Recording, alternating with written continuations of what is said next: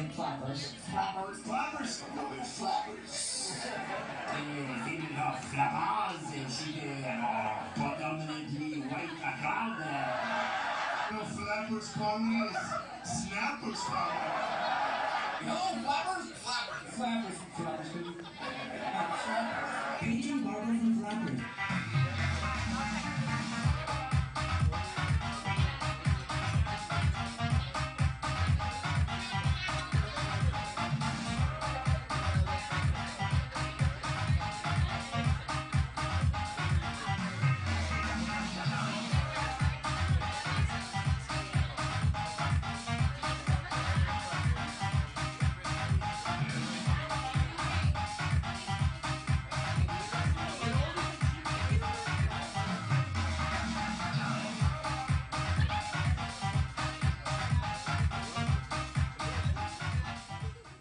Welcome to Flappers Comedy Club and Restaurant, where we're still celebrating the repeal of prohibition. We kindly ask that you respect our 2-item minimum and please turn off all cell phones and noisy electronic devices during the show. As a courtesy to the performers and the guests sitting near you, there are no videos, photos, streaming or texting of any kind allowed in the showroom. Please fill out the raffle form located in your table caddy next to the clip light. You can click on if you need food or beverage service during the show. The restrooms are located to the left of the showroom, under the exit sign. Also, please remember there is absolutely no talking allowed during the show. Loud talkers and disruptors will kindly be asked to leave. All right, Flappers, make some noise for your host and MC for tonight's show, coming to you all the way from Seattle, Ray Lau.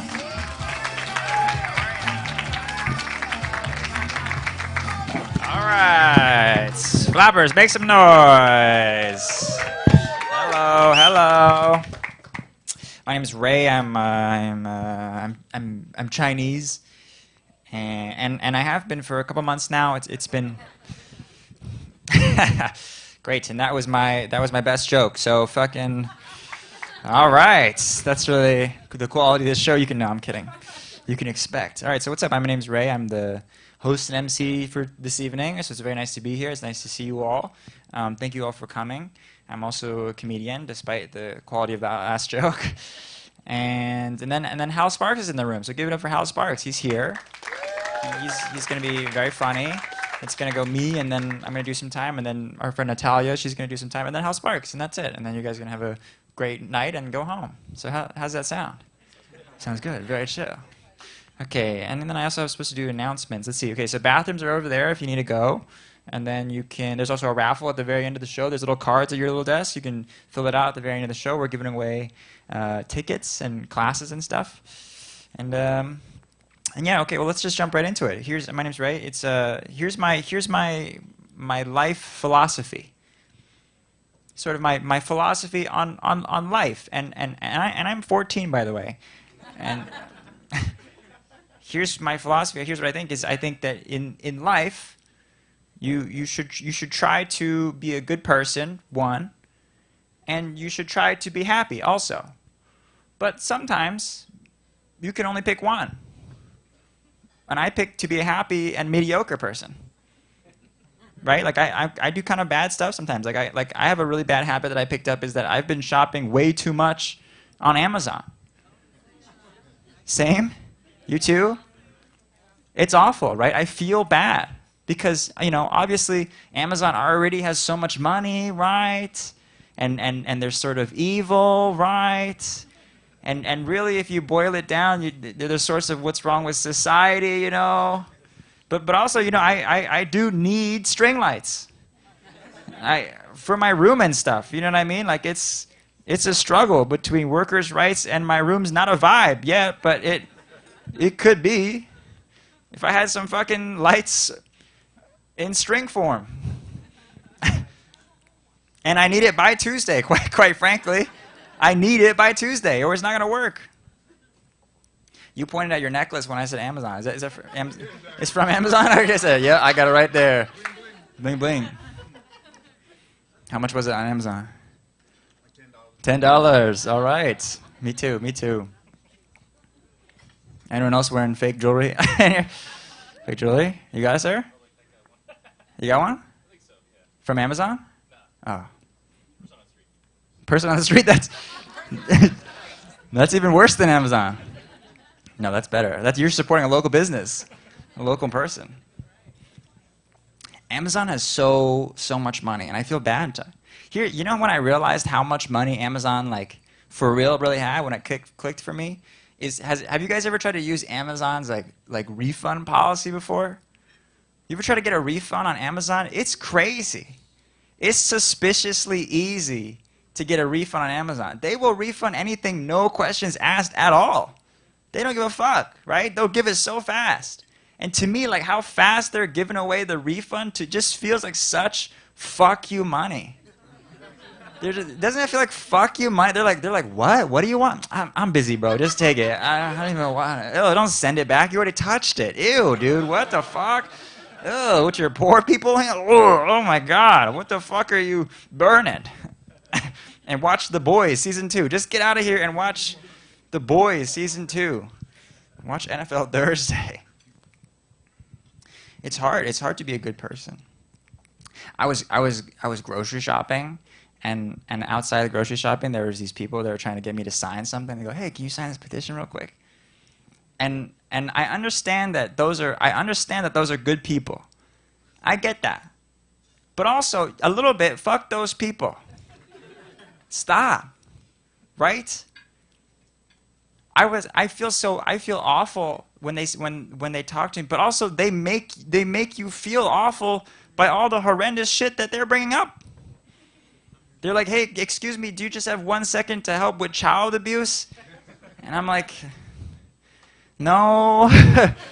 No, I don't. I don't have. And they're like, "You don't have one. It'll literally take 1 second to save children." And I'm like, I don't believe that. That is a lie. It's already been so many seconds. It's been like 30 or something. Like, we're losing children fast. Why you gotta quicken up your pitch? Why is your pitch taking several children's length of time? Why is it taking so long? I wish. I don't even have. It's gonna take at least 5 minutes to save those children. I don't have that. I gotta go. I'm grocery shopping, and I got ice cream in my bag. I gotta go. I gotta go already. It's tough. It's hard to be a good person. I don't like I don't like scary movies. I really don't like scary movies. Does anyone love scary movies in here?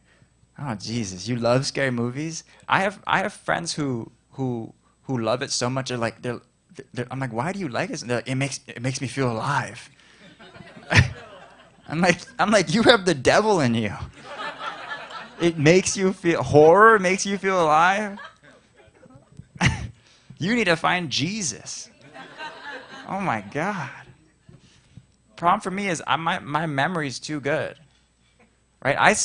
When the movie's over, I'm not done watching the movie. It stays with me a long time. I see them in my house. Dude, you know what fucked me up real bad? The Nun. You can all see it. Everyone picture it right now. You see her. I see the Nun every time I see a loose curtain past 8 p.m. And I'm like, oh, Jesus, in my house? No curtains in my house, that's why. I told my roommate, no curtains, no white towels. Get the fuck out. Scary movies. Why do you love scary movies so much? They make me feel alive. People are braver than me. I don't like anything scary at all.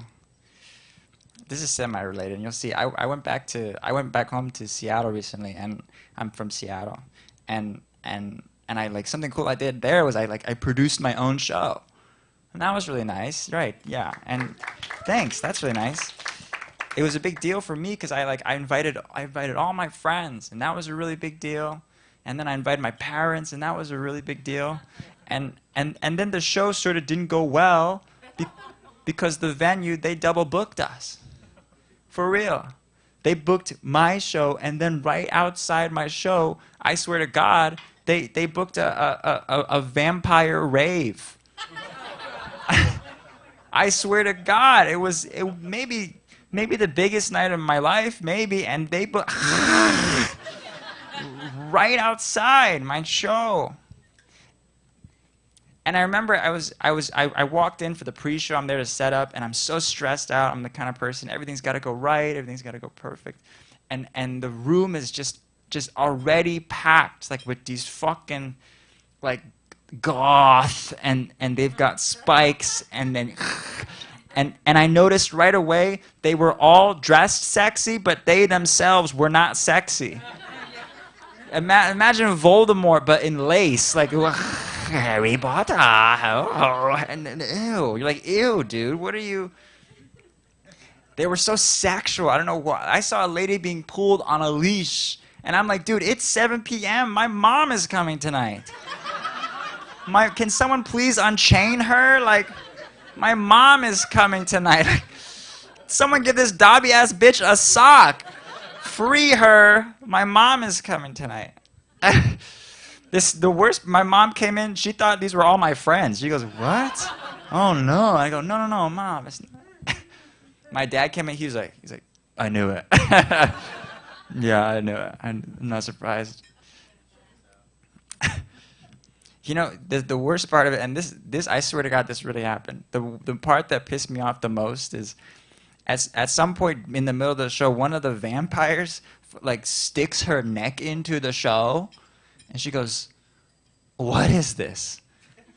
And I look at her and I go, "It's a stand-up comedy show." And she goes, "Oh, wow, that's so random." I go, "Bitch, you're a vampire. What the fuck? I almost grabbed her by the leash, bitch. What? You are random. What the fuck? You are almost. I'm glad I had a garlic for lunch. Ah, bitch, melt. I banish you to the shadow round, to the shadow. All right, guys, thank you guys so much. That's my time. Appreciate ya. All right, our next queen coming to the stage. She was on National Geographic and the Discovery Channel. Please put your hands right now for Natalia Reagan.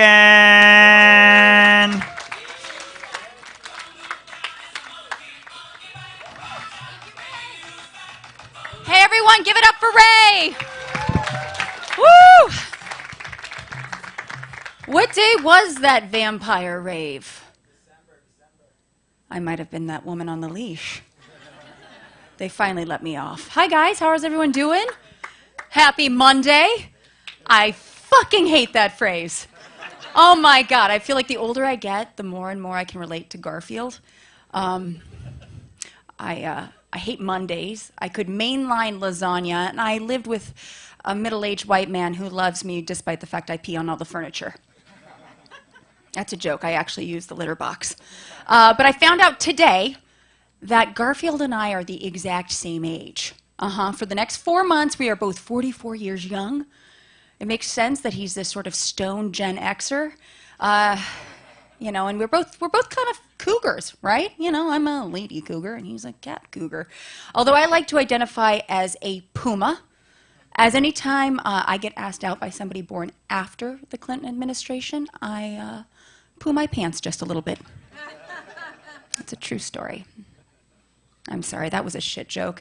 So aside from doing comedy, I have this kind of embarrassing side hustle. It's a little dirty.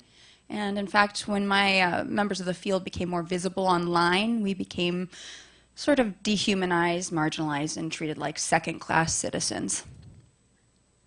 I'm a scientist.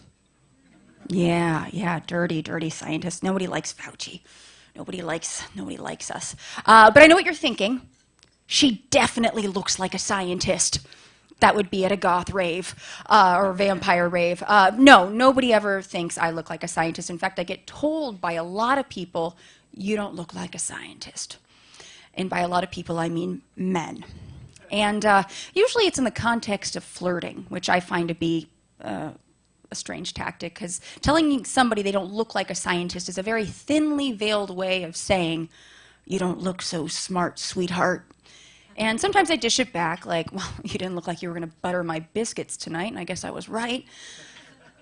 But sometimes I like to play with them, you know, like, oh my God, why don't I look like a scientist? Why? And I can think of 2 reasons. Bob here and Bobita. Yeah, I named my breast as an awkward 12-year-old girl. I'm going to make it a little bit more awkward and let you know that my grandfather, father, and brother are all named Robert. So these are family names, and you shall address them as such. But no, oftentimes these men are honest with me and say, yeah, you don't look like a scientist because you're not an old white guy with a beard.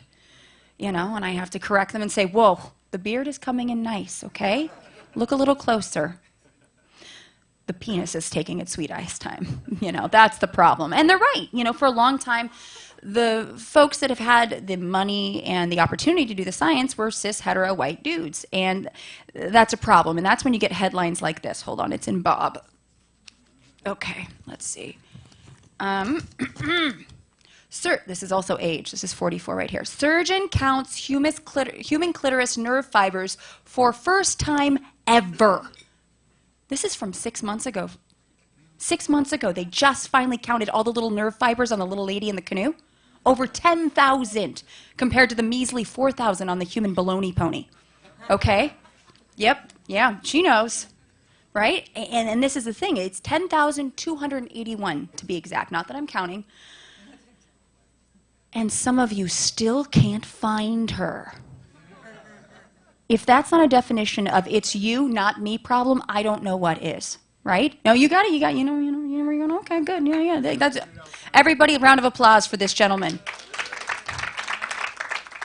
But you know what? I can't fault all the men in the room for maybe not being able to find her. And I think it's time that America puts aside all our focus on literacy rates, maybe backburner that, and put our money where our mouth should be and focus on our cliteracy rates. Right? I think so, yeah. And it's not just humans. Believe it or not, snakes have this problem. Yeah, just a few months ago in December, an all-female team of researchers came out with data that snakes not only have one clitoris, they have 2 devil's doorbells. Oh yeah. And it's forked. The carpets match the drapes. And the males also have a forked tongue, 2-pronged for her pleasure. Yeah. So this is, everything fits, if you know what I'm saying. So snakes have a problem too. So if you know, representation in science matters. If not for the humans, do it for the danger noodles, guys. You know, they need you. And as far as science goes, I am a primatologist. Anybody familiar? Not to be confused with proctologist. Oh, you know? Yes, I study apes, monkeys, all the primates. And spoiler alert, all of you are a bunch of primates. So I'm taking notes. Especially you, sir. I saw what you did right before the show. I was not aware a banana could bend that way. Very appealing content. Please keep an eye on that man. Yeah, no, it's a good time. But I like to look at the similarities and differences between humans and non-human primates, including sexuality, and I'm going to be real honest with you folks. As somebody who identifies as bi, pansexual, you're cool, I like you, I'll shtup you. But what really steams my clam more than anything is when I hear Christian conservatives say, homosexuality is just not natural. It's an abomination in the face of the Lord. No, Raylene. What's an abomination is your unironic mullet. Homosexuality is totally natural, and let me explain why. Okay, if God created all of us in his image, right? Like this is something we're taught over and over and over again. He created all of us in his image, and that includes Lance Bass, Wanda Sykes, Bert and Ernie, the entire cast of Queer Eye. Do you see where I'm going with this, folks? And Lindsey Graham. God is hella gay. Like so gay, like Jazz Hands and Jodie Foster gay. Like if John Waters, we all know who John Waters is, Hairspray and Divine and all that stuff. If he took Brokeback Mountain and threw that on ice starring Johnny Weir, Ellen DeGeneres, and the Purple Teletubby, still not as gay as your God, man. Yeah, this Sky Daddy created rainbows and bottomless brunch in more ways than one. Almost makes me wish there was a God. But if that's not enough to convince Raylene, I, as a scientist, like to point out that over 1,500 species have been documented engaging in homosexual behavior. Okay? And those are just the ones we've seen, because I like to think the second I walk away from my monkeys, Two pendulous disco balls descend from the forest canopy.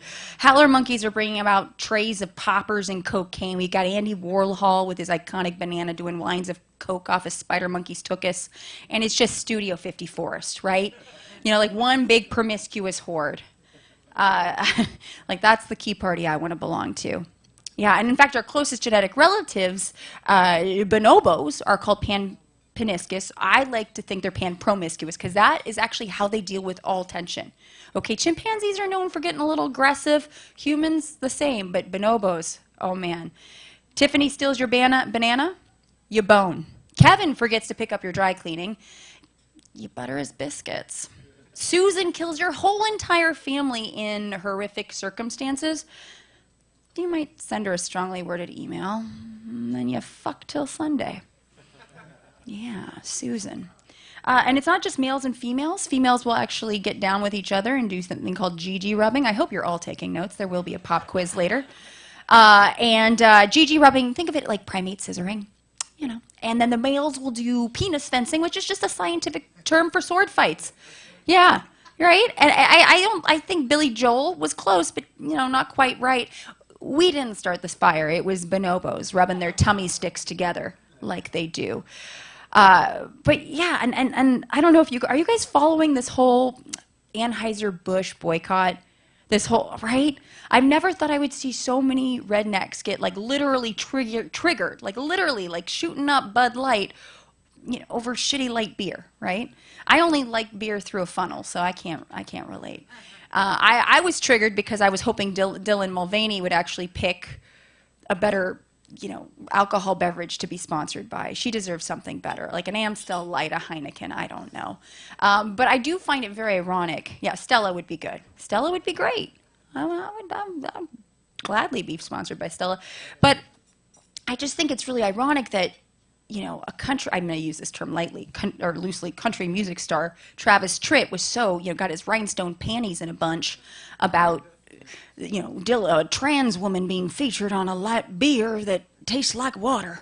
You know, because let's be real, the only demographic that likes fringe, rhinestones, and sequins more than drag queens is the country music singing community. Let's honestly, like Travis Tritt's, like I dare you to Google his outfits. You'll regret it, but you know, we're filled with regret. Why not? But yeah, I mean, they're the stuff of nightmares or RuPaul's closet, right? And but I think it really calls into this. I don't know if you've been watching videos. They have them on TikTok and Instagram. People decrying, where are all the masculine men? Where did all the masculine men go? All these folks kind of just asking that question. And, you know, wanting to know where all these manly men have disappeared to, the kind that could wrestle a bear and win. You know, like our forefathers. You know, our forefathers were real masculine. I'm sorry, did we have the same forefathers? Because, okay, hold on. This is in Bobita. Here's a $1 bill featuring our original J-Dub, George Washington. Here we go, right here. First, you know, forefather, first president. I just want to point out he's wearing a powdered wig, freshly curled in a low pony with a velveteen bow. He's wearing a ruffled blouse. I said blouse, not shirt, because it is a blouse. A tightly fitting blazer. Definitely wearing capri pants, silk stockings, and high-heeled sneakers. Men were the first ones to wear the high heels. You know, take that, short kings. Just put them on, you know. But this is more about very close to get ready to be on all fours fathers, you know, right? And there's nothing wrong with that, right? I mean, this guy could wrestle a bear, but most likely like Harvey Fierstein kind of bear and win. They say that he had wooden teeth, but I'm pretty sure there was just wood in his teeth. Hey-ho. Them Lincoln logs. Don't get a splinter. But this is a thing that we talk about too. People ask me all the time, you know, like gender roles in primates, and I'm like, oh God, you know, if you only knew how little of that exists and how a lot of that is just culture. And culture's real, but culture also can be broken down, which is kind of the exciting point I like to make, that, you know, we can change it up. So that's just something to remember. If someone tells you about the forefathers, you just pull out any paper money, even coinage, you can just sort of slowly break it down. I'm just going to have a little pile of accoutrements from my breasts. Yeah, they are good for that, right? Who here wants to hear about some gay animals or gaynimals? Yeah, yeah. Honestly, folks, it's just fun because I think just hearing about all the animals there that are really loving each other in more ways than one. And I want to talk to you about the American buffalo. Putting the by and bossing. Yep, these horny herbivores, more than 55% of their mountings during rutting season, which sounds gay, honestly. Rutting season. Oh, got a nice gristle to it. 55% of mountings are between males. And before you try to explain the gay away, because a lot of times if it's cis hetero men doing the science and they're homophobic, they might be like, oh no, Kevin's just asserting dominance on Steve. No, I'm sorry, he's inserting dominance into Steve repeatedly, and he's coming back for second, thirds, and fourths, right? Okay? And just so you know, it's the dominant males that mount the subordinate ones, because you got to dress for the job you want, not the job you got, right? Yeah, yeah, and they want to understand why so much of the gay lovemaking, and it's actually, they think that the females only want to do it once a year. Stephanie only wants to do it on my birthday. But with Steve, every day's my birthday. Yeah, they're a good time. And even orcas, killer whales, oh yeah, they've got some killer bi energy. They actually form all-dude screw crews when they're juveniles. Yeah, they'll leave their maternal group and they're like, oh yeah, and what do? You know, they do what they do best, a lot of nuzzling and necking and hot throbbing blowhole sex. It's true. It's absolutely true. But I like to bring this up because it's something that I think need to remember when we, like I said, 1,500 species engaging in homosexuality and only one propagating and perpetrating homophobia. We should remember that, right? Yeah. So, and one last note. Does anyone know about duck dicks? Okay. Ducks have a corkscrew-shaped penis, and years ago, I'm gonna slip into story mode. Years ago, I worked with a woman who had a duck named Diego, and Diego had a missus named Frida, and they had a falling out, and so he took a walk on down to the hen house, and he took a shine to Tammy Lynn, which was a hen, and I wish in that day Tammy Lynn knew how to fly because Diego had his way with Tammy Lynn, and what I learned is that ducks do have a corkscrew-shaped wing wang, and chickens do not have a corkscrew-shaped vajfk. So on that day, Diego literally screwed Tammy Lynn to death. And this is why you never put ducks and chickens together, folks. Okay, thank you so much. That is my time. I like to leave you with parting knowledge. Give it up for Ray Lau. Woo! Thank you so much. Of course. Keep it going, Sally Reagan, everybody. All right, guys, make some noise. Are you ready for your headliner for the evening? Come on, guys, make some noise. Are you ready for your headline for the evening? Make it loud, super right now for the very funny Hal Sparks. What's happening? Hey!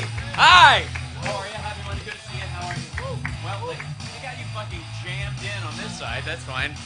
Right on. Okay. I think I learned something. I'm not sure I wanted to learn that. That's the difficult. There's difficult knowledge. The kind that sneaks up on you sometime, and I'm just never gonna hear Daffy the same way again. I think the noise makes so much more sense. If I had a corkscrew-shaped dick, I would sound. That makes total sense. Especially on the receiving end. I don't know. I grew up not on a farm, next to a farm. I grew up farm adjacent in Kentucky, and I did farm work over there. I baled hay for $50 an hour. Sorry, did I say dollars? Cents, 50 cents. And milked cows, gathered eggs, shot hogs, lost toys in the creek, all the things you do on a farm, except I guess the one thing you spend most of your time doing on a farm, which is fearing death in the night.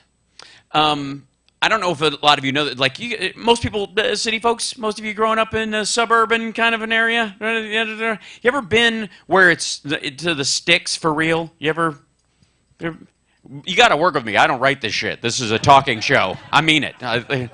Nope, never. No, like, I don't go. Anyway, if I can't see fucking fluorescent lights, honest to God, I won't go more than 85 feet from a hue light.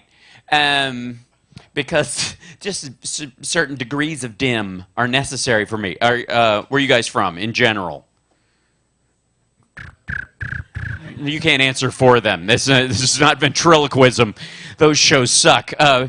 Any idea? Iowa. There you go. Well, that's sticks adjacent. You know what I mean? Iowa's Iowa's one of those places where someone like yourself would be on the evening news going, we never thought it would happen here. It's really everything. This is used to be a great place to raise a family. And and then, I don't know, and then it was just and then there was and I found in a trash can part of my neighbor. I'm not wrong. That's why you left Iowa. No, you don't. You go to Iowa, it's where your stuff is. No one lives in Iowa. Iowa's not a place where, let's go to Iowa, it's time to live. I'm leaving the big city, Ma. I'm sick of all this coffee and sex and money and fun and lights and people. I want to go to Iowa and live. For 6 months, and then I come back. Fuck, I don't know what that was a mistake. I don't know, whatever. I thought I'd open a little shop and it'd be cheap. I don't know. Iowa just sounded like a harmless place, It's like those towns in Wisconsin, the places where they named it after the Indians that used to live there. And that's fucking nerve. I mean, honestly. You're like, hey, welcome to Oconomowoc. Oh, that's an interesting name. Where'd that come? Oh, that's from the Oconomowoc Indians. You don't say. Where are they? You're standing on them.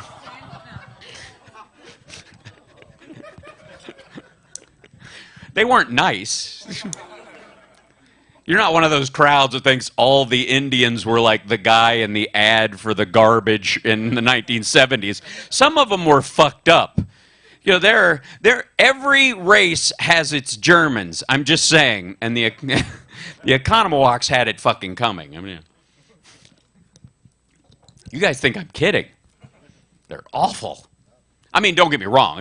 There's obviously some societies that had a good long run and stuff like the Aztecs, boy, they're shit at making calendars, but pretty good at getting rid of their useless eaters.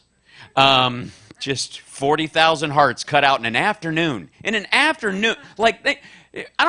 think people are shocked by the violence of the Aztecs, but I don't think that's really the defining characteristic. I think it was their perseverance. You know what I mean? Because I don't care how much you love your work, everything eventually becomes a fucking job. You know what I mean? And after the 13,000th person you carved open that day, it'd be a little like, fuck this. What time's it? I gotta take a pee break. This is...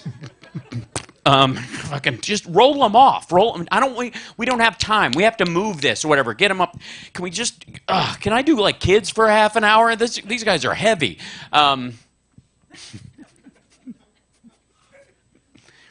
I have a theory that the Mayan calendar was just waiting for an update. And everybody died before they got a chance to. That's the problem with the end of the world, you know what I mean? Sometimes it localizes. It's like that TV preacher who was like, the world shall end on May 3rd, 2003. I've done the math. I've carried the 2. May the 3rd, 2003, with the 2 and the 5 and the 3 and the 2 3s make the 6 that is the 2, and you covered the thing and the logarithm therein, that's the day. And then the day passes. I might have missed a decimal point. I think it's October. My bad. October? Yes, this year. I didn't mess up that much. And then October comes around. Next year, for sure. That dude, that was a real guy who he kept punting it. Like every time he turned around, fucking end of the world, he was kicking down. And then he had a heart attack while he was giving a sermon. And that's where I got the theory that eventually, if you call for the end of the world, it might happen, but just for you. I don't think the world's ever going to end. And I think there's I don't know how to spring this on you, but there's a bunch of people in this audience tonight that are never going to die. Ever. Yeah, you're going to live forever. You think I'm kidding? Okay, between AI and all that stuff, we'll talk about that in a minute because we can't not, because it's going to take every job but mine. Sure, it can be funny, but can it be this cute? I don't think so. One of the things they're talking about is escape velocity for aging. That's on its way. They're not going to find a pill that makes you live forever, but at some point, they're going to find a magic pill that ages you backwards 10 years, and then you age for 10 years, and then you just take the pill again, and you're on this fucking forever loop where you're like 42 forever. And I'm fucking for it. I am. I'm excited about it. Honestly, why haven't you learned to play piano yet? Why not? Because you're going to die. That's why. You're like, by the time you get around to it, like, I could start now. But by the time I master the thing, it's like 8 years. And then what, I can play shit piano till I'm 72. And then I've got arthritis. So what the fuck's the point? Like, now that you can do it, you can't do it anymore. So fuck that. That's why you don't do everything, is because you're going to fucking die. Everybody has it. And I think at some point, it's like death to older people is like kids to young people. I don't know how to break this to you, but you know your friend who couldn't come over because they have a kid and the baby's colicky and they're lying to you. They don't like you. And the kid is the perfect excuse. I think some people have children just so they don't have to visit with the assholes they know from high school anymore. Like, I don't want to see Gary anymore. Let's have a baby so I have an excuse to stay home for 7 years. Same thing with death. Like, at some point, that's the tap out to give up on your dreams, right? Like, I don't know, I'm too old to have a dream that big, skyscraper-level dream. That's a young man's dream. Not anymore, you're going to live forever. Fuck, God, now I got to get a hobby. Shit. So what do you do with all that time? I mean, I've obviously got a plan. Do you? No, you don't. Going to obviously spend most of it in VR. Some sort of hose attached to me and some sort of goggles on. My big fear isn't VR. I'm not worried about VR. No. I'm worried about AR. Yeah. AR, augmented reality. That's glasses you wear that projects onto what you're seeing, digital information, maybe filters to make your date look better than they actually look. At some point, there's going to be a fucking fight at a dinner table in some restaurant you're at where a woman is sitting with her boyfriend, and she's like, "Are you making me look like Carol right now? Mm-hmm. Are you making me look like your ex? You're using a filter on me, aren't you? You've shut off my voice, haven't you? Stop it." It's going to happen. All that shit's going to happen. Like you won't even, your apartment will look like shit. You know, it'll just be, everything will be blue and like one chair, but to you it looks like a palace inside. And that's it. Like, that's coming. I'm very excited. But augmented realities, you just spackle over life with whatever you'd rather have, right? She was very excited. Like, she was dubious in the beginning, but I feel bad, man. I feel bad. Like, I think we share the same problem. It's going to happen. Yeah, exactly. Yeah, everybody. Well, I mean, variety is the spice of life, and it'd be this easy to fuck somebody else. You know, just like, it's like a color forms of relationships. I'm excited about it. Have you guys been following the AI stuff too? Have you been just enough to get scared by it? That's how most people know just enough about AI to go shit. And then they're trying to make, and then I suppose try to make money off of it. How do I make this thing do what I do without putting me out of business? You can't. That's, at some point, we're going to be the people in WALL-E. We're just going to be in a floating chair, like fat, undulating people with some sort of like goo going into our mouth at all times, you know, like just servant robots rubbing our feet so we have some sense of feeling again.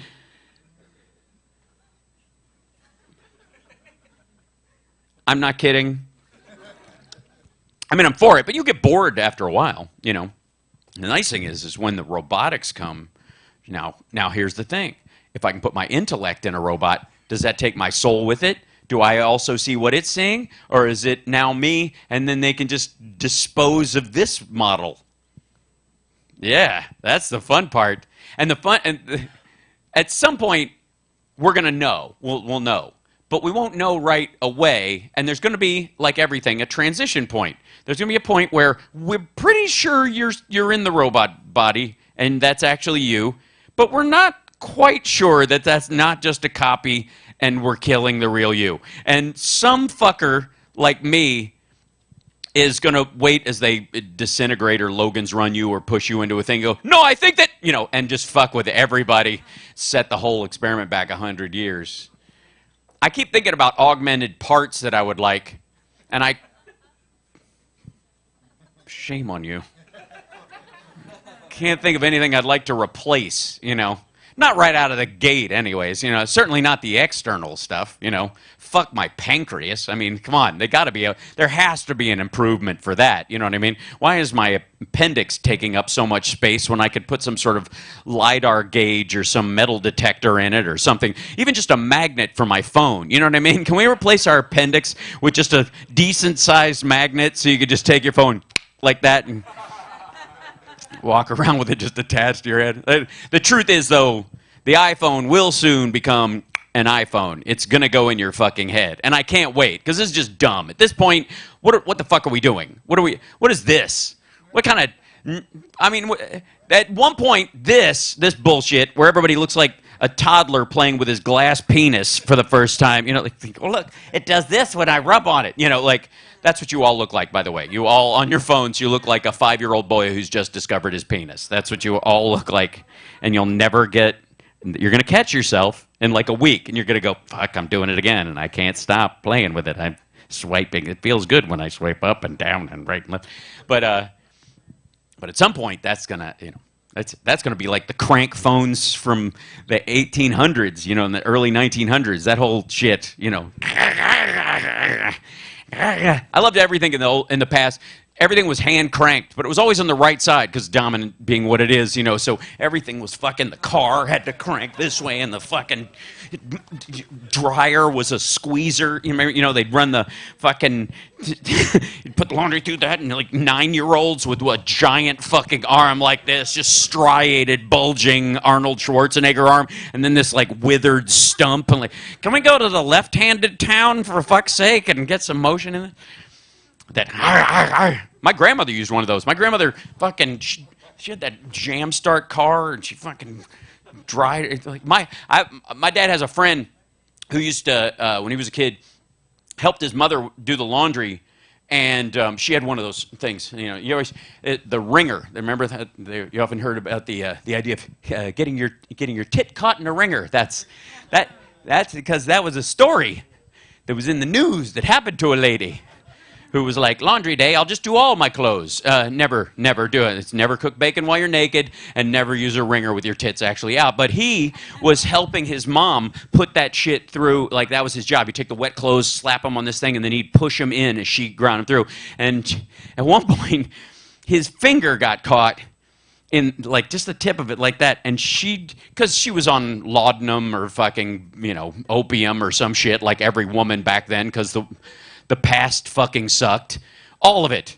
Can we just stop romanticizing Westerns and stuff? Like, notice nobody in a Western takes a shit unless they're about to die. The only person you ever see shitting in a Western is somebody who's going to get shot in an outhouse. That's it. And like, if you could smell a Western movie, you would never see one again.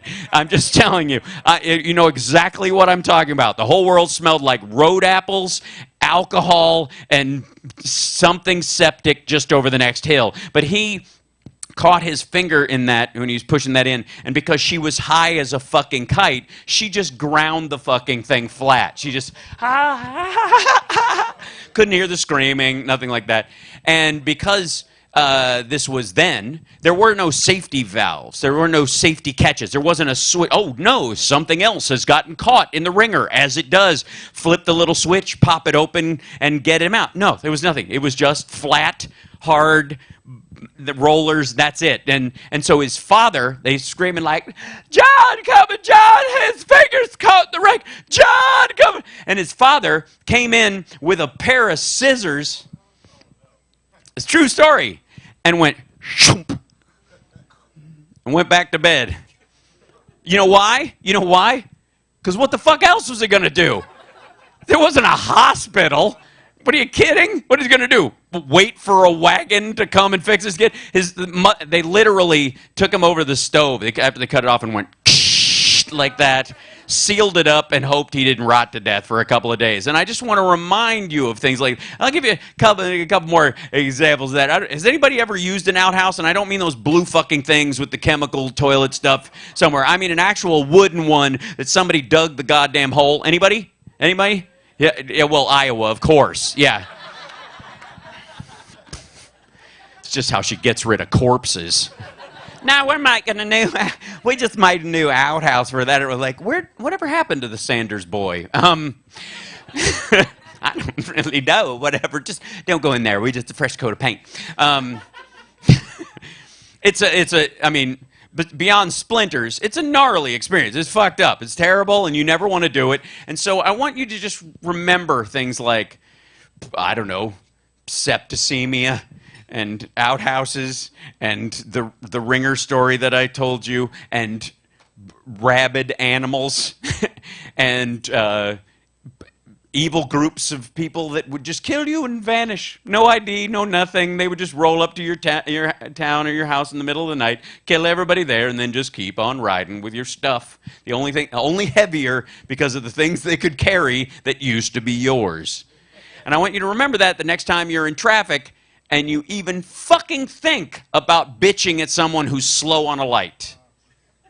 You whiny, modern motherfuckers. You lazy, weak-willed, petulant fucking children with your, like, the line at this place is so fucking, oh my God. And I don't even know if they have real cream in this place. Like, excuse me, there should be at least 4 sugars on this. And I asked for the, like, just saw your fucking head off at this point. I have, like, having grown up in a place where my nearest neighbor was 1.5 miles away, and I used to walk, we didn't have a television set at our house. We had one, but it didn't work because there was a giant hill in front of our house that cut off all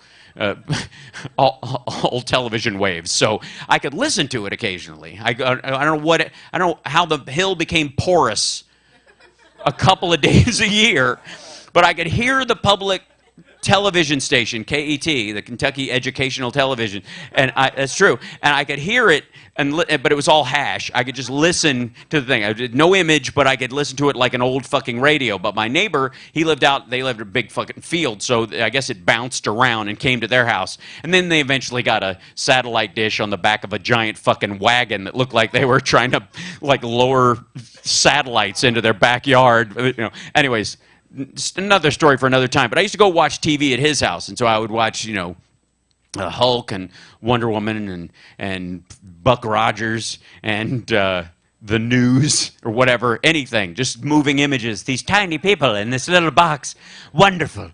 And then I'd have to walk home afterwards, alone, in the woods.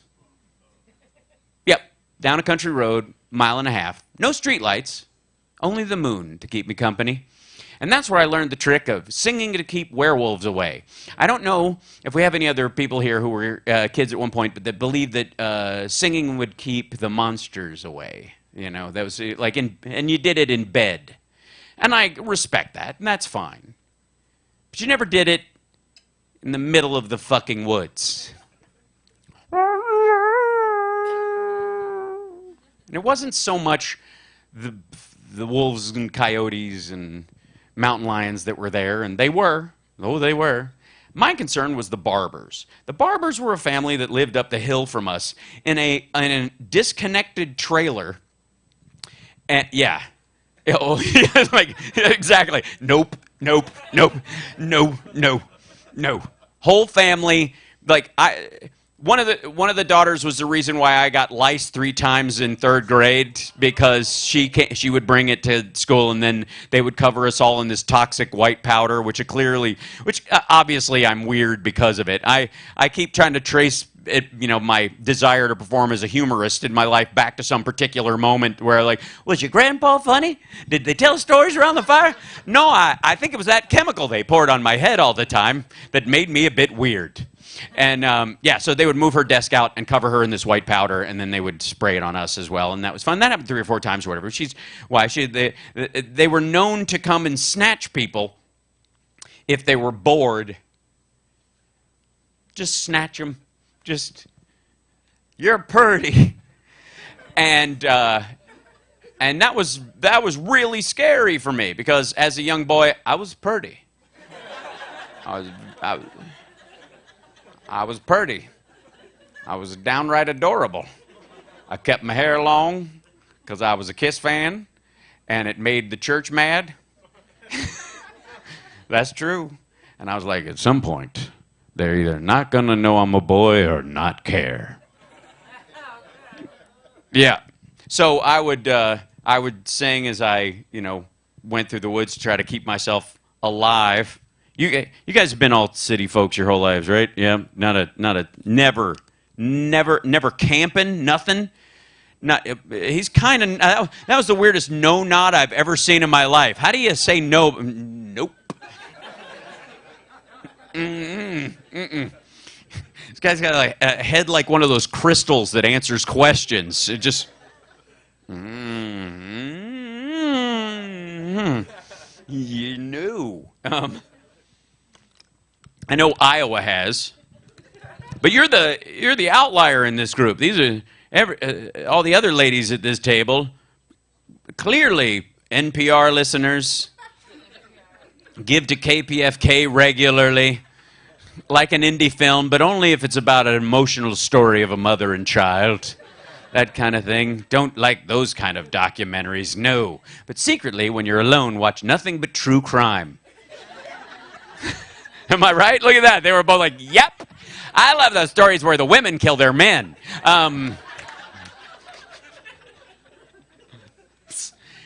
Snapped. What a bunch of bullshit. She was always like that.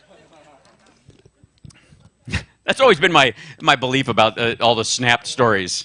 Because all the women in the Snap stories who kill everybody, kill their family, kill their husbands, whatever, murder. You're watching that. I think we all do, and we're like, that bitch is crazy. From day one, they like show pictures of her in high school, and everybody else is like happy, and she's like, ha! She's got that kind of like 13 to 15 degrees past excited. You know what I mean? Like, I'm planning things. I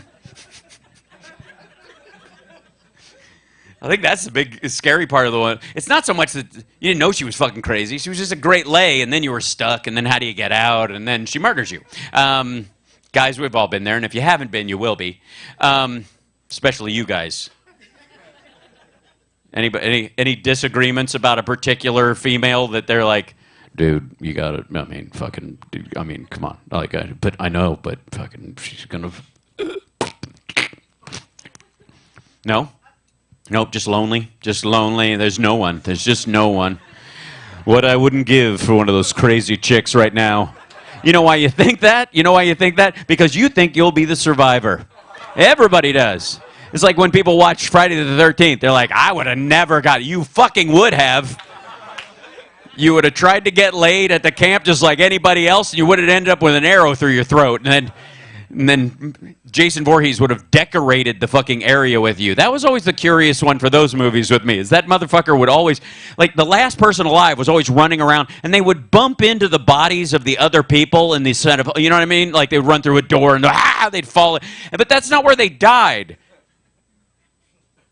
So that means that motherfucker, while that person was running around or trying to get a flashlight that worked or taking their pants off so they could run around in their underwear, was taking the bodies and just draping them in places like, I'm pretty sure that after she sees the camp counselor with the spear gun through her forehead, she's going to make a left. And then I think it would be really good. Do I go with the cheerleader or the jock? I think the jock is a bigger... Yeah, because she might think the jock is... Yes, because the jock might help her. So she might yell his name. And so if she yells his name, I think he's good on the meat hook. So she'll come through there. She'll see the spear gun and she'll turn left and she'll go, James, yeah. Then she'll see James with the... And then she'll go, ah! And probably run backwards. And I'll just stand there in the window and wait for a thunderclap. I don't know how long I'll have to wait here. It was supposed to rain. I mean, I watched the weather earlier. It's like 9, they said 9:30 it was going to, there it is. There she goes. Oh, boy. It's like Jason the Interior Desecrator. They had, like, thanks. I like it too. But yeah, everybody thinks they're going to survive. Like, everybody wants, do you watch true crime shit? You ever watch any of that stuff? No, he doesn't watch anything. I stay at home. I don't date. I don't talk to anyone. This is my first time out ever. The institution has sort of a work release program, and as long as these 3 guys agree to sit next to me, they allow me to be out in public for the safety of everyone around me and whatever. And one of them's got the cheese, and the other one's got the pills, and somebody's got an elephant dart just in case I really get rambunctious. What's your name, buddy? Ivan. Oh, the terrible. I understand. Now it all comes together. That he's not terrible. He's Ivan the adorable. It's a call your mom today. What a lovely hat. That I don't call her right now. I'm drunk. You call my mom while I have a gin and tonic in my hand, I'll catch shit. I agree. It's you think there's some moms that are just like, oi, just call once a week. There's a bunch of on those true crime things, you'll often find that there's a lot of stories of like, she normally calls me on Monday mornings. Like my mother and I talk 3 times a week, and it was Wednesday, and she usually calls on Wednesday. And I let it go to Thursday because I thought maybe she was busy. But by Friday, I was very concerned. And most of us are like, most of the people in my family would have been dead for a month, and I wouldn't have known unless I went to the house myself and smelled something bad. Who the fuck calls everybody that often? Honest to God, cut the cord. Jesus Christ, how old are you? I'm 51, and I call my mother every day. And the medications that you're on don't help with this. Bro, at some point, you don't think she's like, just leave me the fuck alone. Yes. Okay. I think that's a good hat to wear as a random, though, because most people don't call their mom every day, unless they're actually on the lam. You know what I mean? The FBI's after them, the U.S. Marshals are on their tail, and the only person they're calling is their mother because she's the only one that's going to walk down to the dock with a bag full of money in her. I'm watching way too much true crime.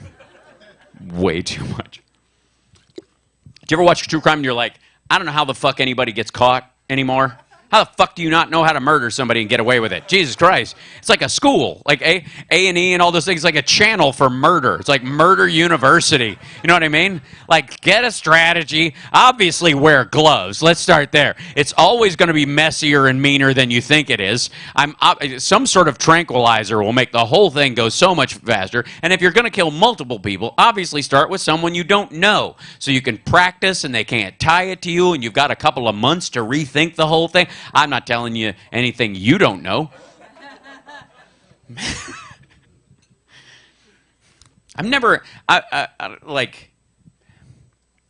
There's nobody that I've ever really wanted to kill, I'm happy to say. There are a couple of people I think I've wanted to maim, which I think would kind of be worse. You know what I mean? Like, give them a limp. Forever. So they can think of me every time they get out of bed in the morning, every time they're putting that boot on. That fucker. They're dead. I mean, what do? Go visit the grave anytime I have to urinate? It's just over too quickly, I think, if they're a really bad person. Right, Iowa? It's mean to pick on Iowa that much, and of course the institutionalized. So they don't really have a choice here. Whatever. This is the AR couple on here who aren't sure in a couple of years aren't going to be sure what either one of them looks like. That's right. The visors are going to be fantastic. Just wear them, and anybody just looks like your type. It just looks like your type, and then we'll all be going on feel, right? I don't trust what somebody looks like. What do you feel like? You know what I'm saying? It's like this is my biggest worry about. The kids who grew up during COVID, because You ever have a grandparent that talks about like the Sears catalog or any of those things where they're like, oh, you used to see the, and then you see the pictures and it's like a hand drawing of a woman in a pointy brassiere and they're like, that is the sexiest thing I've ever seen in my life. Because you weren't even allowed to see underwear back then. You know, now we can see everything. It's a little hard to come up with something that's, you know, shocks or excites you or whatever. And that's why I'm concerned that kids that came up during the mask era, you know, are going to have really weird fetishes, you know, like, I'm just concerned about all the nose divot porn. You know what I mean? Like, oh, that little slope between her lip folds, between her nose and her upper. Ah, just let me peek at it.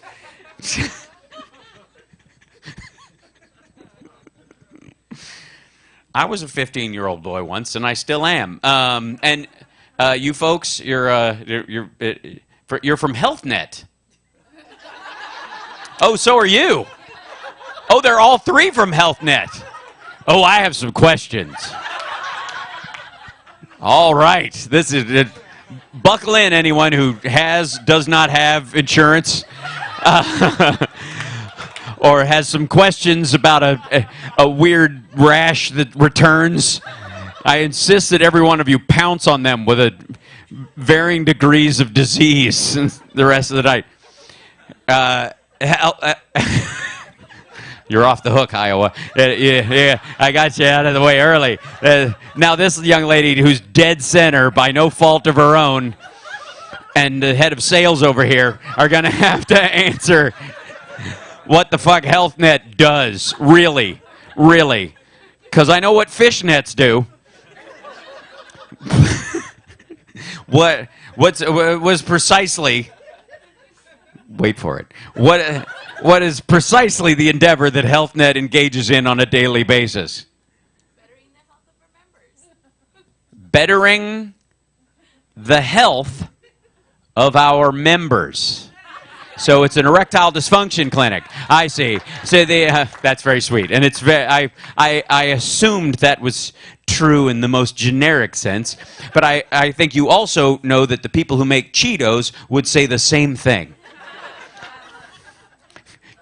Making healthy snacks for kids everywhere with real dairy. Dust. In what way would you go about this endeavor? Don't start drinking now. It's not going to help. That's the thing about those people at HealthNet. They got to get a little sauce before they tell you what the prognosis is. Case study. Give me a breakdown. Your members have what? I honestly don't know. HealthNet does what? Oh, it's a Medi-Cal like addendum kind of thing. You're that Part D business, sort of like just beyond. You're the horizon. Relax. I'm fucking around. This is how I find jokes. Okay, I'm not. This isn't a performance review. And if it was, you failed, okay? You're sitting at the table with Iowa, and she hasn't even brought you in on some of the regular ailments that people from there get. Mad cow disease. I rest my case. Anyways. So you help with Medi-Cal in California. And that's lovely of you. I think that's great. It's a perfect state for it.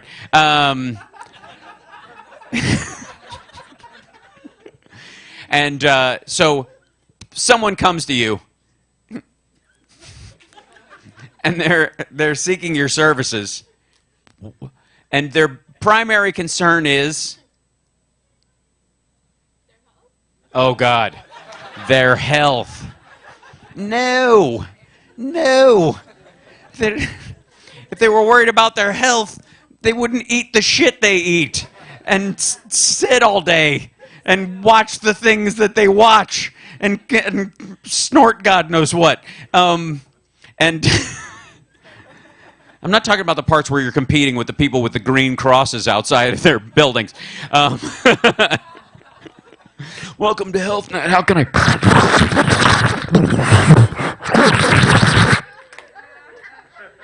It's legal now. Do you have a card?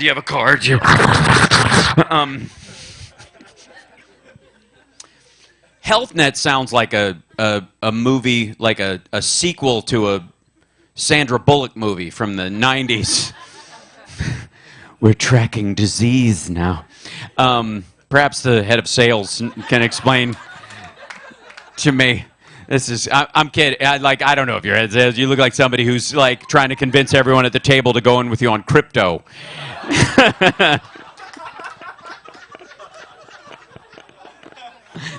It's not the crypto outfit. That is so the fucking crypto outfit. But buttoned up polo, right? Collared shirt, bomber jacket. Your ankles are showing, which no man should ever do. Do you realize that? Look, I understand nonconformist gender roles and being open about everything, but if your ankles are exposed and any kind of shit goes down, you're fucked. Just saying that. Never go outside in sandals if you can help it, because you're outside for fuck's sake. Look at the boots I'm wearing. Look at these things. You didn't notice till I brought it up. These are end of the world shoes. I don't leave the house unless I'm wearing end of the world shoes, because you don't know. You actually think you're getting home tonight? You think about all the assumptions that go into your outfit. I'll be fine. No, you won't.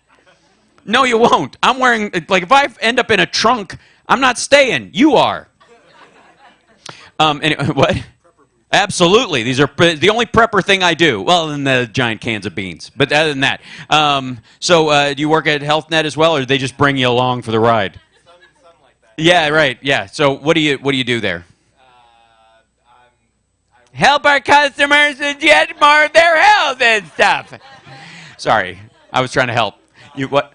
We make programs for people who have health insurance.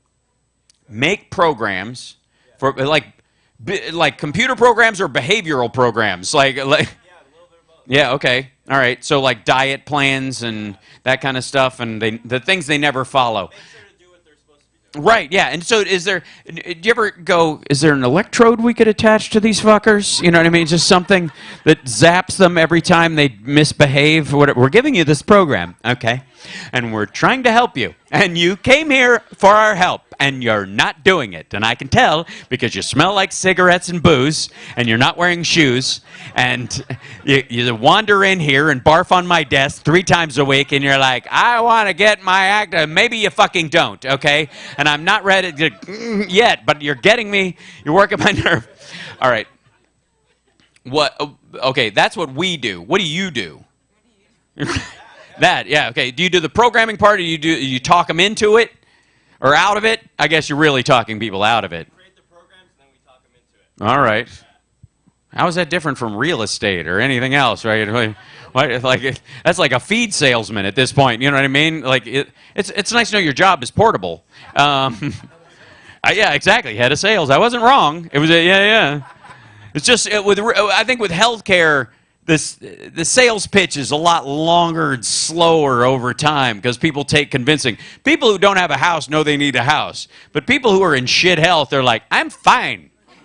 I don't know what you're talking about. It's that, look, I maybe smoke 5 Cheetos a week, and, you know, it's... Nobody smokes Cheetos. I'm just saying, trying to create an exaggerated version of that. You're not with HealthNet, clearly. All right. We brought 4 clients along. It was part of Make-A-Wish. Right. I'm kidding. All right. But I appreciate you sitting in the front and basically taking a bullet for everybody else at the table, because they're all sitting there like, no, I'm not. Nope. I'm just sitting here in the dark trying to memorize that sentence that she said so I don't have to deal with this anymore. My mom's a nurse, and I grew up in a nursing household. And nurses, it's not like growing up with a doctor. Doctors are full of shit. Nurses make sure you aren't. And they're realists. Like, nurses and coroners are the most honest fucking people on earth, because they've seen it all, they've cleaned it all up, they put it back in, and they've taken it out enough times where they're like, I don't care anymore. I'm the mother of the world. All the pens in my house are shaped like syringes, because pharmaceutical companies give them out as gifts. So I did my, it's true. So I did my homework with pens shaped like syringes. You know them well. Do you have the little like notes or little capsules? Looks like a giant pill thing, but you can like use it for stuff. You can like keep paper clips in it, but it looks like a giant fucking Tylenol horse pill. Yeah, I got 16 of those fucking things. I got one in my purse right now. I'm worried that my kid will try to swallow it. Yeah, is your house full of shit like that? He's not. He's totally confused. Like, they sat me here with this health net group, and I was suddenly surrounded, and I didn't have the nerve to tell him I'm not with these people. What do you do, sir? Same thing. I'm going back to talking to the lunatics. At least they try. At least they try. Same thing they do. That's some Office Space shit right there. That like. What do you think the best part of your job here at HealthNet is, Seb? Like, whatever you want me to say it is, but do not fire me, please. Please. What exactly do you do here? I work on this floor. I work on this floor. I'm on this floor most of the time. I drive here, and then I come to this floor, and then I sit over there, and I do what's in the computer, and then at a certain point I stop and I eat something, and then I go back. That's not what you're talking about. I sit in fear that you'll fire me. I don't know. I don't actually work here. I was at a comedy club, and I sat down with some people, and then I woke up in their trunk, and then I was like, I might as well work, and I've been here for 7 years. I've worked at HealthNet for 7 years, and I had to be honest, you're the first person to ask me. You're the only person that's ever asked me what I do here. And I swear to God, what do you do here? Why are you crying? Why'd you start crying when I asked you? What do you do here? Where are we?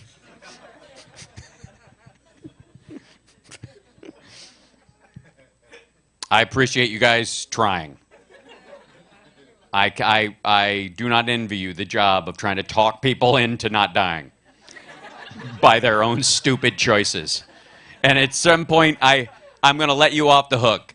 At some point, every single one of you is going to, oh, you do get hit by a fucking train, to someone walking out of your office. You're allowed. You're allowed at least one a year. She's like, 7 a year. Excuse me, 7 a year.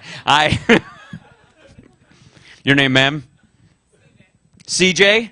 All right, initials will do fine. You don't have to tell me your real name. It's none of my goddamn business. She's right. She's right. I crossed the line. I'm sorry, CJ.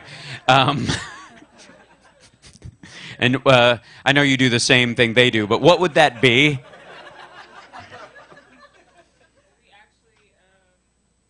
That's a long pause. That is a long. We actually, and I honestly, none of us expected you to finish that sentence. Honestly, at this point, you actually, what? That's 2 ums and another we. All right. What she said. Oh, God, the fallback is fantastic. I'm just going to, someone's not reviewing the mission statement on a quarterly basis like we all agreed we would at the goddamn thing. How are we supposed to raise our quarterly response rate if we don't review the, look, did I roll this blackboard in here myself for the fucking 3rd time this month? Bullshit. We or what? I know. Yes, we can all say the word "we" is very big, but it's not the only word on the goddamn blackboard. Okay. It's okay, CJ. It's just this is going to be the talk of your entire office tomorrow. I appreciate you guys coming out on a Monday. It must have been a rough one. Jesus Christ. We were all let go today. They totally blindsided us. Management came in and just started walking to every desk going, what do you do? What do you do? What do you... I don't know what I do. Fine, you happy? I don't know. None of us know. You manage people who don't know what they do. What is it? So what do you do? Who are you? Why are you crying?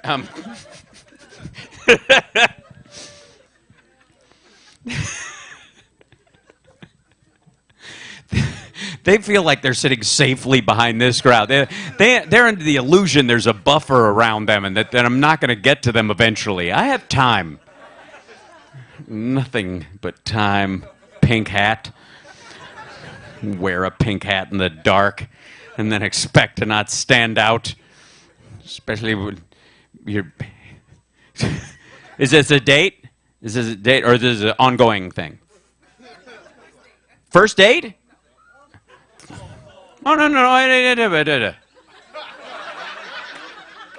We're not here to yuck anybody's yum. If they've been together for a long time and they're trying to reignite the fire just by playing first date and pretending they don't know each other's names and swiping left on each other or how the fuck that works, that's up to them.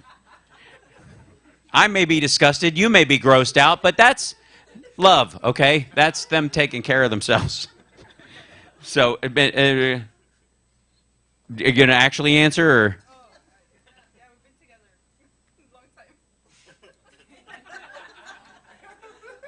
we've been together a long time. We've been together long time.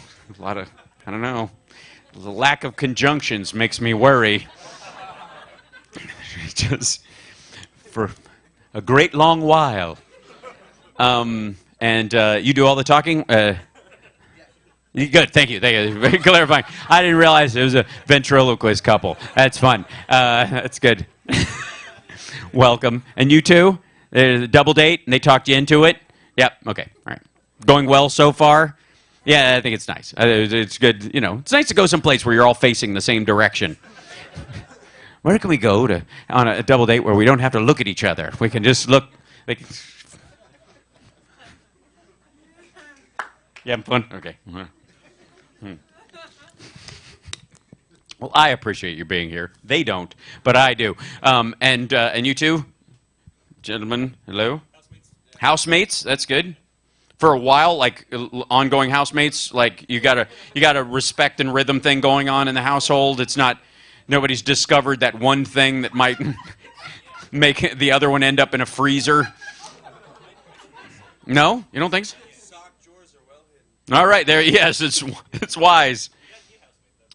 He's gone. Well, obviously, he ate him while the show was going on. Yeah, it's good. All right. Well, you know, you're tag teaming. Obviously there's a system going on here, and I appreciate it.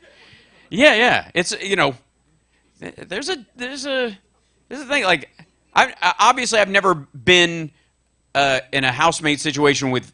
Well, that's not true. I was about to say with multiple women, but that's a different story. I've never been, you know, in a woman's only house. Yeah, that's what I mean. Like, I mean, I have been in a woman's only, but not. I didn't live there full time. Never mind. This is getting very TMI. None of your goddamn business. Again, if I'm not going to yuck their yum, I'm certainly not going to yuck my own in front of you fuckers. Somebody from HealthNet. I'll end up with a pill in my pocket that I don't need.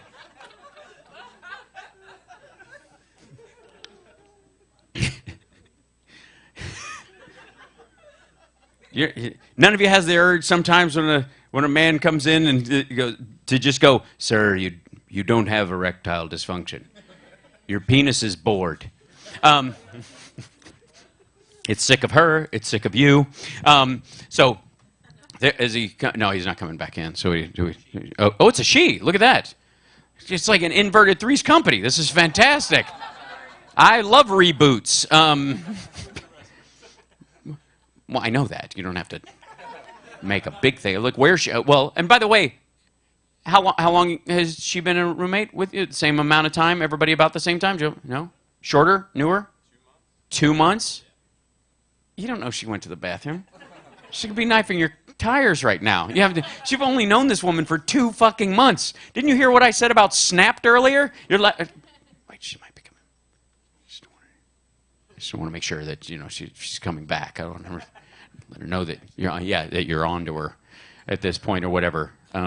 We'll come up with a code or whatever. Either way, those 3 people behind you are recruited. If she, you know, you've got to go for her. All right, your restraint, your suffocation, and you call 911 and come right back. You guys, yeah. Thank you. You're welcome. I'm glad to give everybody a fucking job while we're here.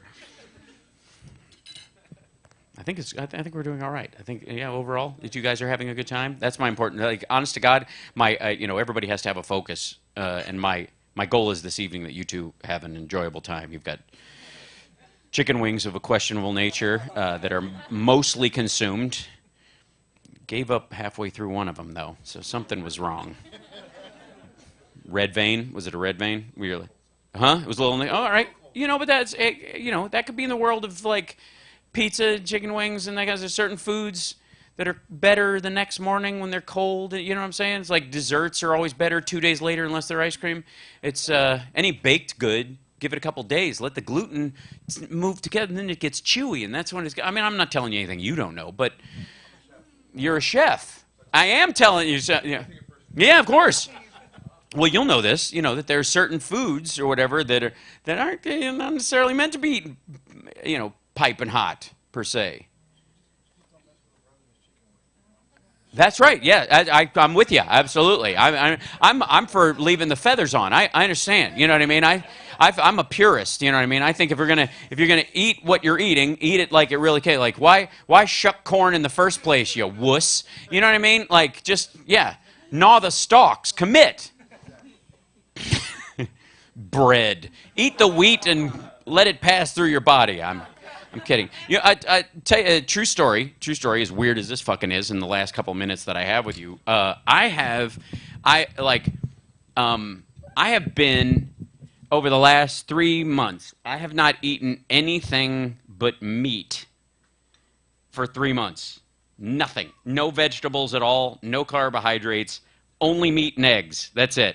Meat, well, and cheese. Like, I'll eat some cheese or whatever. But only animal products. Nothing, yeah.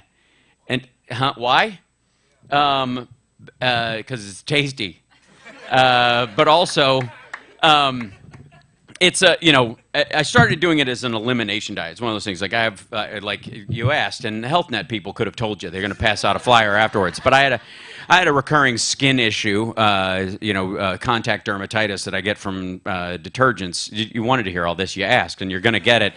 Mostly in my, like it would be around my elbows or my shoulders, anywhere where cloth would bunch, I'd find very irritating, and I couldn't get rid of it for the longest time. So I thought perhaps like a foaming glass of beer, the toxins, unless they fill the glass up, it doesn't foam over. That's what the symptoms would be. So if you can keep the toxin level down, even though you're having a histamine reaction or something like that, they'll fill you in. Like I said, they'll have a flyer with it. If you can keep the toxin level low, you might be having the histamine reaction, but it's not going to overflow. Stop me if I'm wrong about this, and I'm fucking well not. So I was like, hey, if I can remove some of the things that might be fucking with me, namely plant cytotoxins that of an unknown origin, maybe that'll help. And so I tried it for like 10 days, and I didn't stop. And I feel fucking fantastic. And I do. It's great. And I'm not recommending this for anyone unless you want to be 53 and look like this. I don't know, like I'll be 54. I'll be 54 this year. And I'm doing all right. Yeah, that's all right. And and that's all I need to tell you. I'm just going to tell you that I eat nothing but meat and butter, fucking chunks of butter. I'm just eating shit tons of butter nonstop. And here I was about to say my cholesterol is fantastic, and it is. But we know that's not a nutrient of concern anymore. Not since 2015. Ask the Health Net people. I'm just going with the scientific research. I'm not telling you guys anything you don't know or whatever. But I heard someone talking about how animals stop trying to kill you when you kill them. Once the animal is dead, it's fucking done. It can't fight back anymore, right? But plants are always trying to kill you. They are always trying to, they are trying to get you to stop fucking nibbling on them. Stop it. Stop biting me. Stop it, because you can, a plant can survive a lot of its leaves taken off, but only so many. So it tries to fill them up with shit that will mess with you. And the greener and more bitter it is, the more toxic it is. And that's why they're trying to kill us with kale. That's my theory. Kale is awful. It's just awful. It's terrible. I mean, I believe in being healthy. You take care of yourself. I work out regularly, drink a lot of water, take care of myself. Everyone thinks I'm insane for this stupid diet. And I may very well be. I didn't want to turn this into a TED Talk at the end, but you asked for it, God damn it. But I don't understand. There's a couple of concepts that I don't understand, and this applies psychologically as well as physically. Because I'm convinced that most of psychiatry is based on a dare, and the entire field. And I also believe that if you're going to call something a disorder, if you're going to say something is a disorder, you have to be able to show me the order first. You have to establish that there is indeed an order anywhere. And I don't know if you've looked around, but people are fucking crazy. All of them. Every single person. There is no order in any of your thoughts and in any of what you're doing. You manage to put some shit together. You manage to not set your house on fire fairly regularly. But the vast majority of the time, you are controlled chaos nonstop. So the idea that anybody can go, you know, people normally, no, they don't. They don't fucking normally anything. So the idea that, like, you have a disorder. Oh, do I? Are there a lot of other people that have this? Yes. How many? Almost everyone. All right. But the same thing is with food and whatnot. Like, what's your favorite food? What would you say? As a chef, I mean, this is a big one. This is a lot. Chicken, indeed, and it's varying forms. That's because you're a sauce-friendly man as a chef, and chicken will take the sauces, as it were, and not interfere too much, because most of the time it tastes like wet toilet paper by itself. It's just like a wad of paper towels. If you ever just take a wad of wet paper towels and go, that's what chicken tastes like without any seasoning. I'm not wrong. Especially if you take the skin off and it's the white meat. Good Lord, it's like eating erasers. What's at the institution? What's your favorite food? And I don't want to hear pudding Thursday. No, that's what everybody says. Meatloaf. Meatloaf. Two words that do not belong together. Meat and loaf. I mean, loaf is bad enough. Loaf. Even a loaf of bread sounds wrong. It sounds like we had some bread. Oh, yeah? And then it turned into a loaf, and we had to throw it out. A loaf sounds like something that happens when bread goes green. Loaf, meatloaf. Is it because your mom makes it, or is it like you just fell in love with it? You're like, this is it's like a burger, but it's like in a blender and hardened-ish, and I can just eat it. It's got a vaguely paste-like texture. Takes very little chewing, unlike that, meat in its natural form. All right, meatloaf, that's good. What about you, sir? Completely silent, hiding in the corner, trying to avoid any attention. What's your favorite food? A lasagna. A whole lasagna, all to yourself. All right, that's bold. A lasagna. Once, one lasagna I had, and I'll never get it again. It was a lasagna. It was at a small diner outside of Tempe, Arizona. I stopped there. I hate every bite of lasagna I've had since and before, but that one... Miss her so much. A lasagna once. All right, moms. What's your favorite food? Meat. All right. All right, that's good. I get it. All right. But what specific? Like you beef? You mean or cougars? Get the fuck out of here. That's a. I'm not.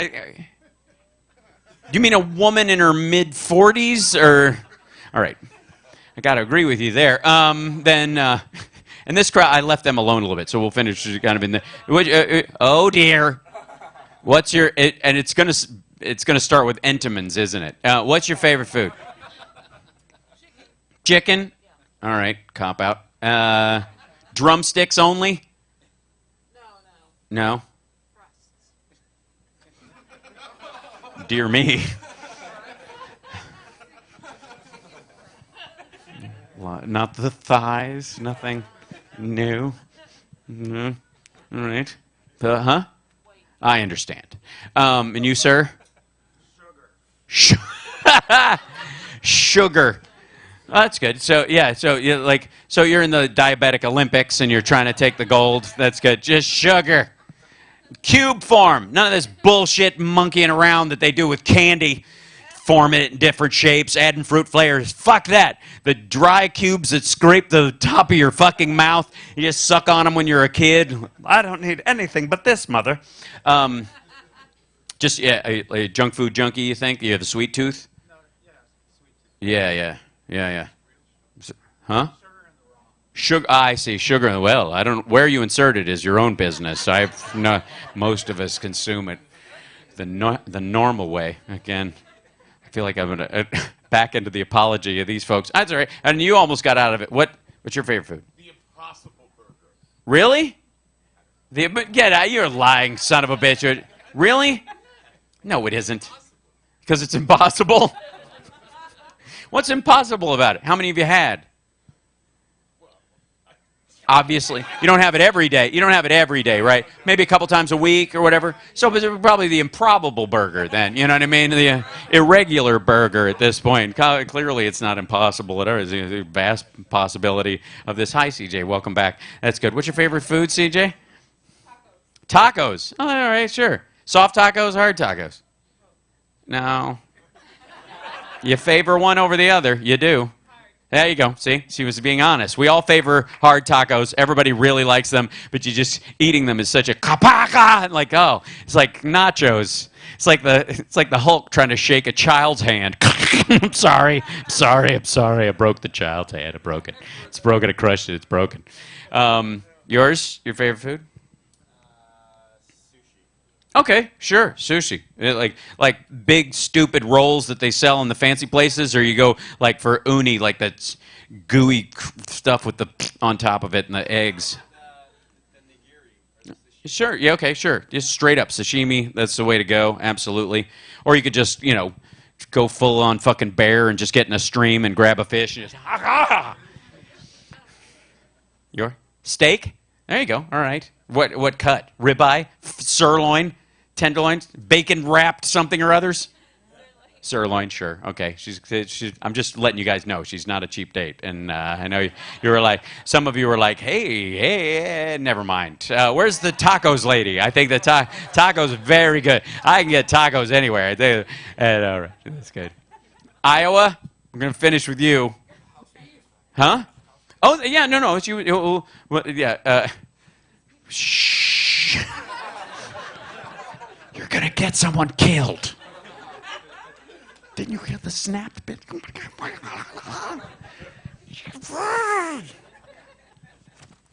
Hi, how are you? Raiders fan or is the Reedus? Oh, yeah, it's a Reedus Nation. I see. Walking Dead. You got a Dwayne or what's his name? Dwight? Norman Reedus. Daryl. Thank you. So I knew it started with a D or something. Once they kicked Ewan off the show, I fucking stopped caring. He's my favorite character on there, so I didn't give a shit after Negan killed him. I was like, fuck this show. I couldn't do it anymore. Yeah. I fuck it. I mean, I'm glad he's in Beef, and it was nice to see him in Nope, and I'm glad he's getting work because he's fantastic. But it's like I'm still mad. Still fucking mad. Fucking mad.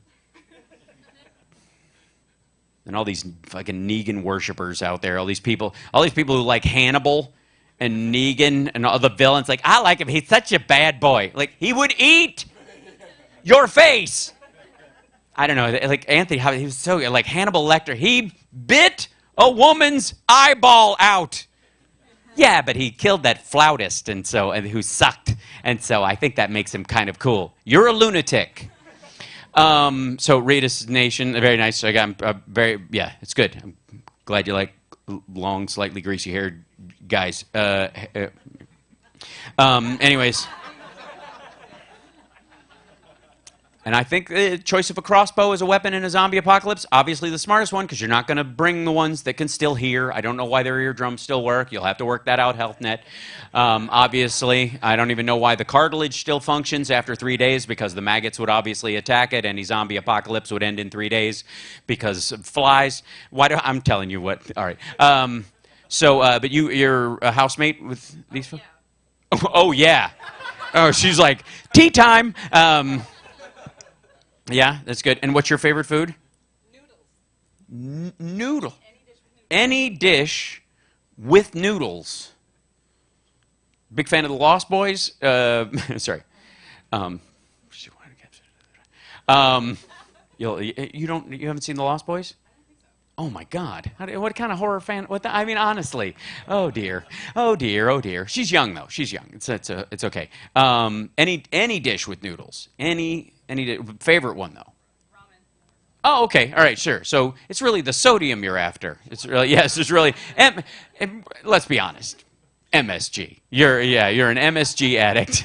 And the noodles are just kind of in the way. They're like as you're gnawing your way through the ship's hull to get to the outside.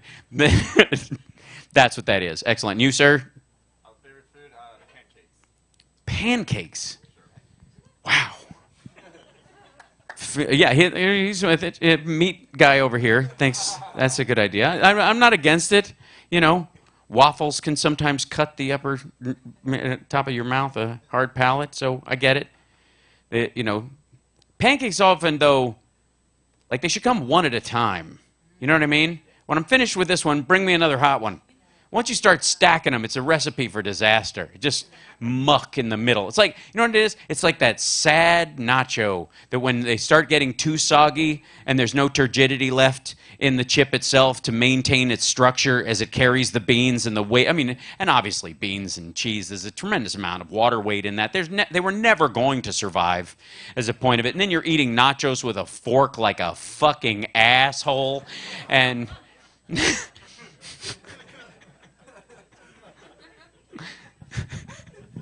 Tacos lady knows what I'm talking about. She's been in a couple of situations where someone has taken a knife and a fork to a plate of nachos just to get a piece broken off enough that you could actually get it in your fucking face. I think many people. I'll end on this. Many people think that the decline of society happened at any given point. Bigots and misogynists will say it was when women got the vote, or when any number of I don't know. The flag changed at all and we added Hawaii. They'll all have some reason. I think it's when we put dip on the chip. That's right.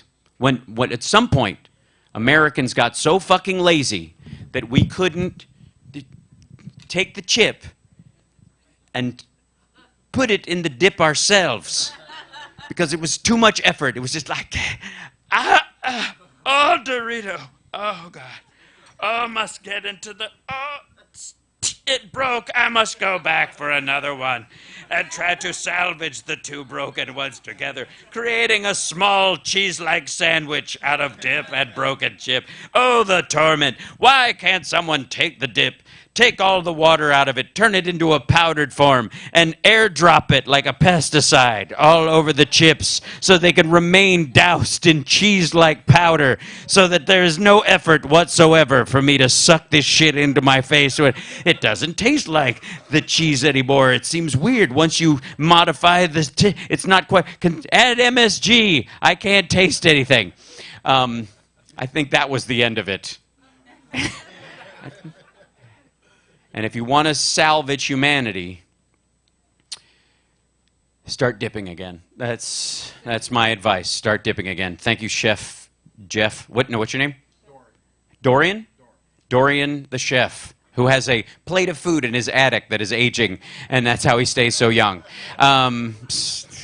And you thought she had the roughest with the Lost Boys reference. You guys are awesome. Take care of yourself. Take care of somebody else. I do this every month, and I come up and write on stage, and I appreciate you guys putting up with it and enjoying yourself. We'll see you next time. All right, bye-bye.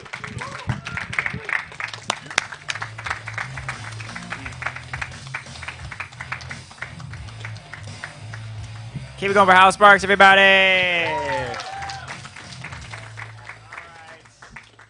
That is our show, ladies and gentlemen. We do have a raffle, as promised. If you want to fill out that little form, we have two prizes here for you. We have 2 tickets to a comedy intensive. It's a one-day stand-up comedy workshop. You can take that 3 hours. You are funnier at work. You are funnier with your friends. And we're also giving away 4 free tickets to our Celebrity Drop-In Tuesday show. So that's right here in the main room, Tuesday. Very funny comics. So just fill out that little form. Anybody else still filling that out? You have a very high chance of winning if you fill that out. If you fill that out, anybody still filling it out? Oh, great. Thank you. Go ahead and fill it out. Fill it out. Very fun. Very funny. How was the show? Show was great. 2 thumbs up. Thank you so much. Thank you.